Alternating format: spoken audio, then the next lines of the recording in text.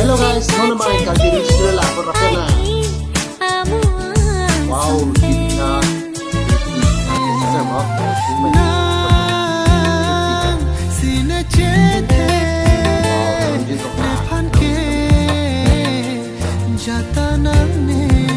लेके जावीर की चुकी तुम्हें तुम बंदीनी काय के काहे मानी तुम मांगू ना फिर भी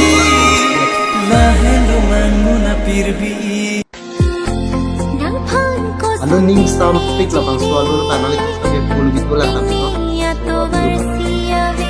Oni hanganim sorasen olo to Wang tara ruwile mahuna phankai ki rove rason nita kirolong ji manang pen o tene kahe no tam de ne man tu ne pick ko lam cha to an lam ki joy te man tu ne nang phan ko son ting